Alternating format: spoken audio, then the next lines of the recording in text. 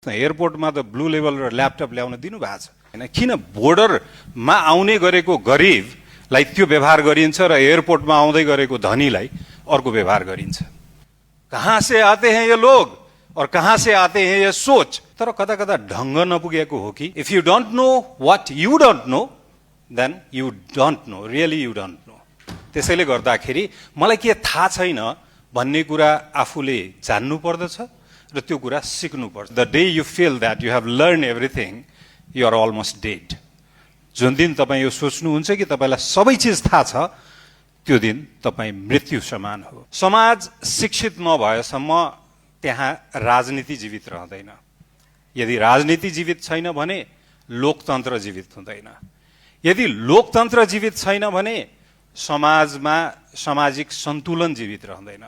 समाजमा सामाजिक सन्तुलन छैन भने सामाजिक न्याय जीवित रहँदैन। सामाजिक न्याय जीवित छैन भने वृद्धि हुँदैन र विकास पनि हुँदैन। आगो निभेको दाउरा निभ्या छैन। समाज धनी हुनु जति आवश्यक छ त्यसमा संस्कार र सभ्यता पनि, सिभिलाइजेसन पनि त्यतिकै आवश्यक हुन्छ। यदि समाजमा पैसा धेरै भयो तर सभ्यता छैन भने त्यो जोखिम हामी जस्तो देशमा यदि राजनीतिज्ञलाई चिन्दैन भने दैनिकी सामान्य हुँदैन। त्यो कमजोर राज्यको एउटा सूचक हो। त्यसैले गर्दा the people's person should be always within the people भन्छ। जननिर्वाचितहरू जनतासँग कनेक्टेड हुनुपर्छ। हामीले हाम्रो सवारी साधनको कालो सिसा त हटायौँ, कालो स्टिकर त हटायौँ, अब सम्भवतः कालो चस्मा पनि हटाउनु पर्छ। हामी अलि प्रवासी नेपाली प्रति वेलकमिङ भयो भने हाम्रो एनुअल जीडीपी जति छ त्यसको 3 टाइम्स उहाँहरूसँग फन्ड छ, इन्भेस्टमेन्टको क्यापेसिटी छ। निजी क्षेत्र त्रसित छ।